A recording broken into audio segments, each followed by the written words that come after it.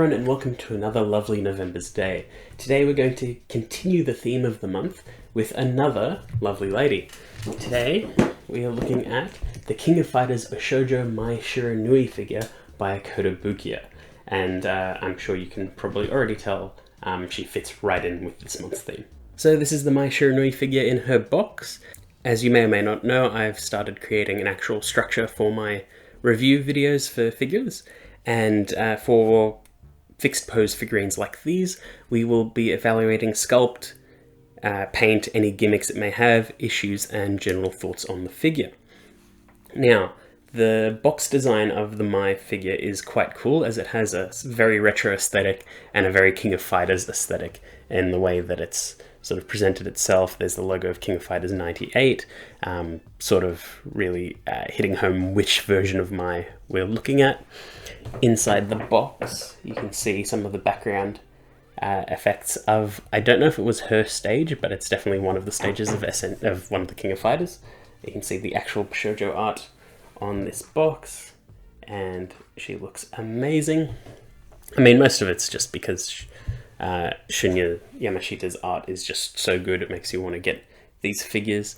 They are absolutely gorgeous. On this side, however, I think it is the best side for the box, where it's got the old character select screen, which is just a really cool touch. So yeah, the general aesthetics of the box are fantastic. However, I have heard problems about the figure itself, and I guess we'll just get right into that. And now here is the Bishoujo Mai taken out of the box and all set up. Now she comes in one piece, but there is some very minor plastics that need to be removed, so there's no paint transferring or scratches and things like that during transit. But she comes pre-attached to her base, and that's pretty cool. Now, the figure itself, the sculpt is fantastic. This pose screams Mai. It's absolutely her, from the top of her head down to the bottom of her feet. Even the base, which I think is, again, based on a stage of one of the King of Fighters. I'm not 100% sure, just because I haven't played a lot of King of Fighters. But I'm pretty sure it would be based on the theme that they've been doing with a lot of the fighting game Bishoujos lately. The pose is nice and dynamic. It's sort of her standard idol pose during a match. It's sort of that accentuated just a little bit more, but I'm pretty sure that's sort of her main idol animation, where she'd crouch and bounce and things like that. Anyone who's familiar with King of Fighters knows what I mean. Anyway, the sculpt is fantastic, very dynamic, very cool. She's not wearing a lot, which is very in character. These sort of like ribbon things, I don't really know what they're called, but they are very cool, very well sculpted, very dynamic. I love it. The folds in her clothes are also very good, as you can probably tell by the light reflecting. The sway in her hair is very nice as well. Again, nice detail on the ribbon. And very sexy poses. I think that the people at Kotobukiya that sculpt these definitely know what they're doing.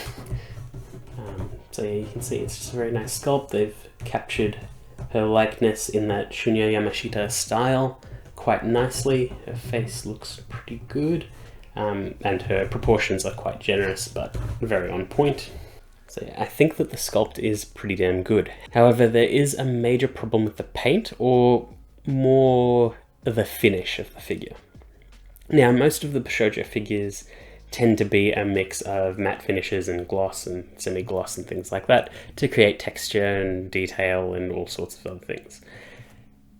For this figure, what should normally be a matte finish on skin and hair, or something akin to that, we've got high gloss and semi-gloss.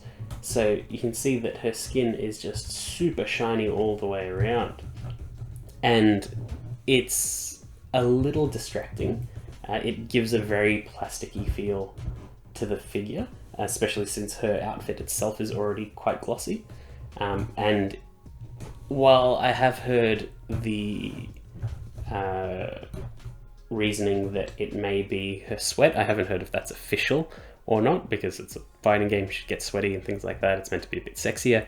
I do kind of get that, but I feel like that wasn't intentional just because of how glossy her hair is as well, which I think is quite odd. Like, it looks like plastic. I feel like, well, I mean, when I first got this, I thought that I got a manufacturing error, because it just seemed like there was a finish that wasn't put on the figure at all.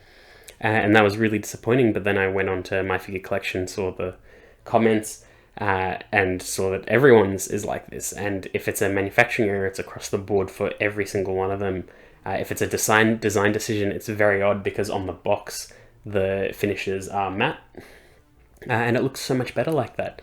I have seen someone recoat the figure in matte finish, and it looks amazing, but I don't know if I'm daring enough to do that on an expensive scale figure. Model kits are one thing, but scale figures are a different thing. But besides the finish, the actual paint is very, very good. There are some nice details. The outfit is very clean, very well done. There are multiple shades of skin tone. You can see it just in the creases of her legs. That's very nice, and there's some good shading on her legs as well. It's a little bit hard to tell on camera just because of how glossy she is, so it kind of drowns out some of that shading. But generally the paint is incredibly clean and incredibly good. The shoes are very well done. The base looks nice. And the paintwork on the ribbons is very cool, including these big, very glossy balls at the end.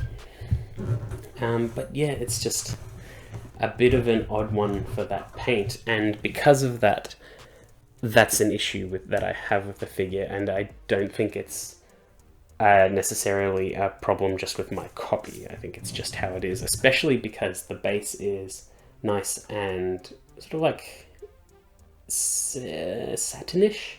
It's really cool. It's very it's also textured, which is really nice. So I don't think that the gloss finish was a mistake.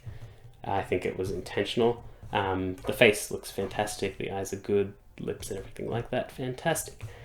But yeah, it's just the figure feels at odds with itself, which is a shame.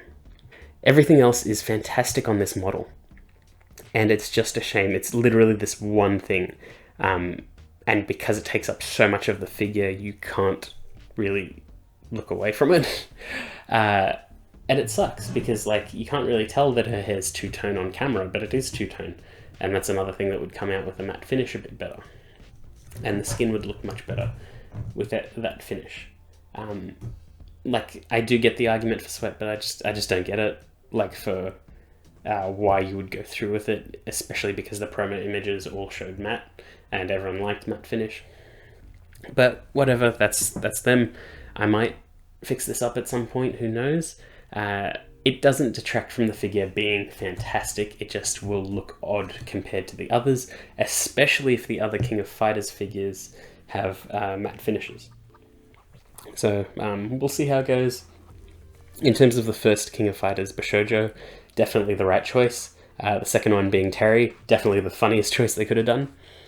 So we'll see how these go from here on out. Generally, this figure is absolutely fantastic. Like, apart from the finish on it, this figure is perfect. Like, it's an absolutely amazing figure. There's no other Mai figures like it. All of the other Mai figures are too old or very outdated in terms of design.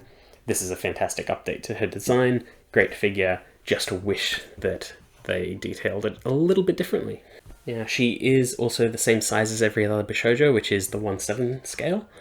So she will fit in with every other Bishoujo figure, regardless of franchise alignment. Here she is next to the Band Presto prize figure Suika from Dr. Stone. And that's a non-scale figure, that's just how Band Presto operates. I don't think she's even in scale with other Dr. Stone prize figures, which is kind of funny. Next to RG God Gundam, so the typical HG 1/12, 1/144 scale action figure sort of line because he'll scale with Figma's scale with other Gundams, so you can roughly see how big she is.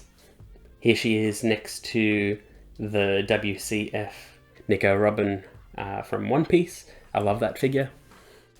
Look, I do really, really, really like this figure. I just wish they didn't choose the matte finish. It really does hurt the figure.